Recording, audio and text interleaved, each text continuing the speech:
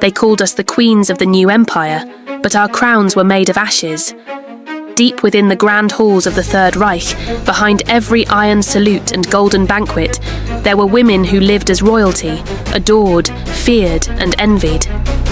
They were the wives, lovers, and mistresses of the men who tried to shape the world with fire. But when the empire crumbled, their castles turned to prisons.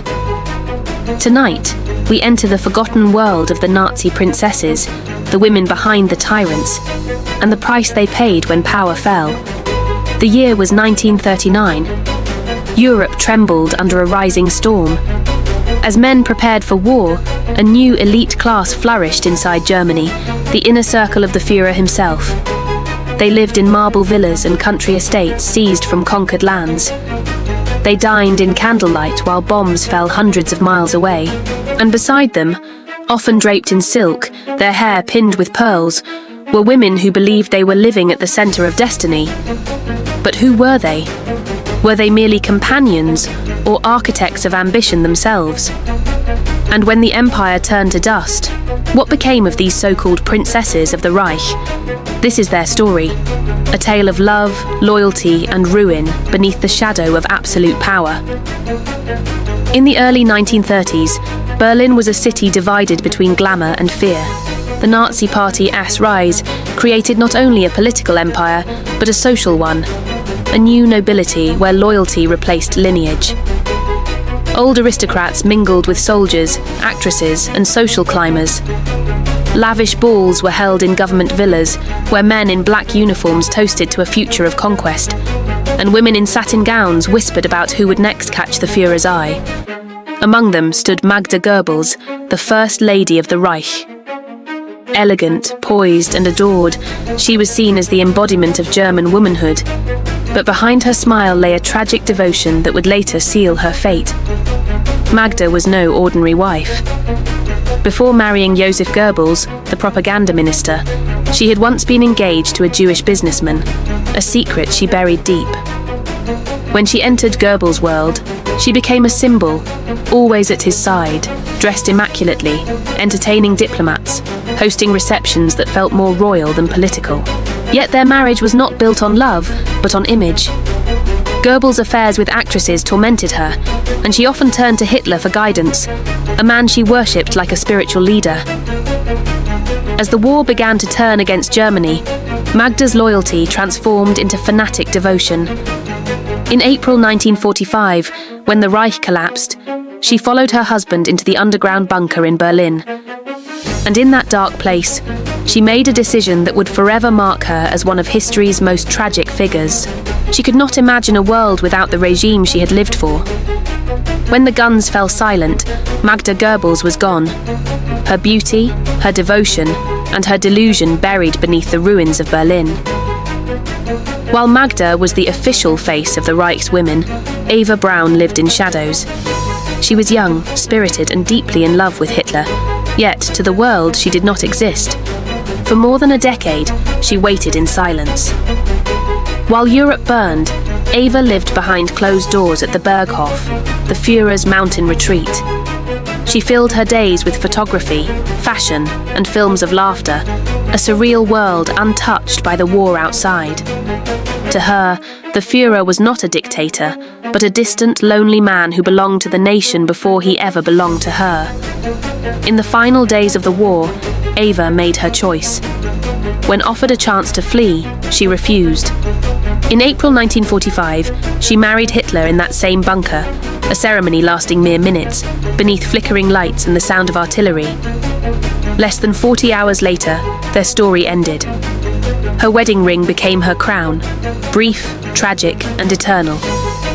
If Magda Goebbels was the queen of devotion and Eva Braun the queen of secrecy, then Emmy Goering was the queen of luxury.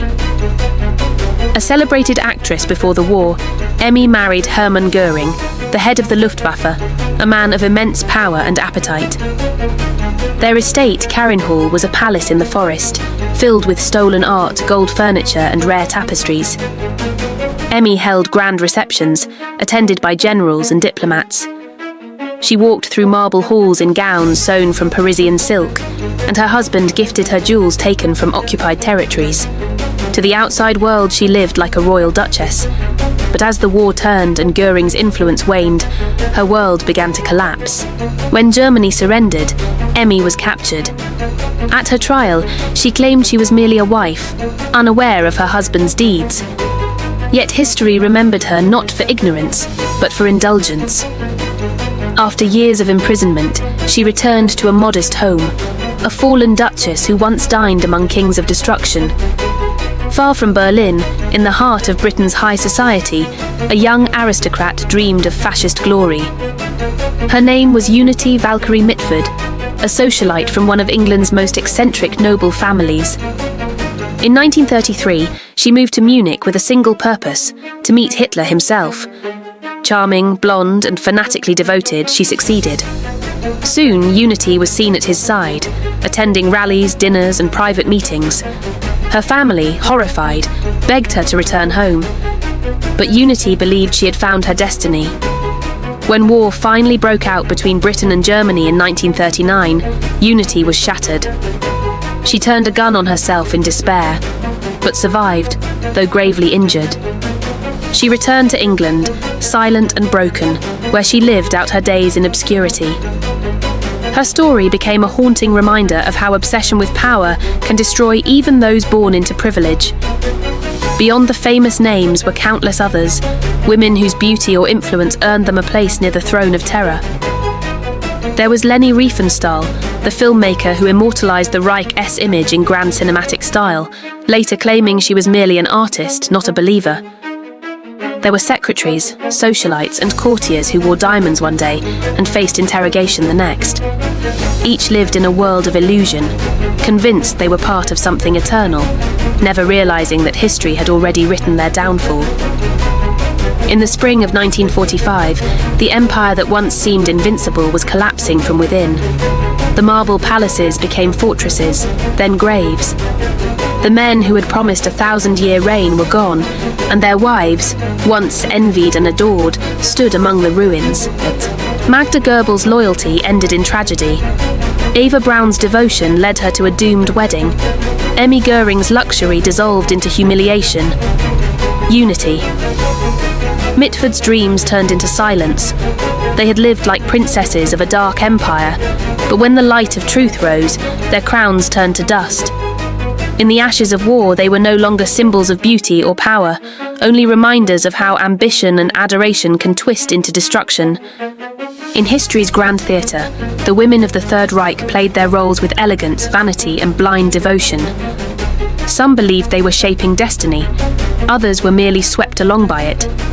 Their lives remind us of a haunting truth, that even those who live among power are never safe from its collapse. As Europe rebuilt itself from the ruins, the so-called Nazi princesses faded into history's shadows, their stories a warning and a mirror. Because in every age, behind every throne, there are those who believe love and loyalty can outshine conscience. But history always remembers what they choose to ignore. Thanks for watching. If you found this story compelling, please consider liking this video and subscribing for more journeys into the forgotten corners of history. We'll see you next time.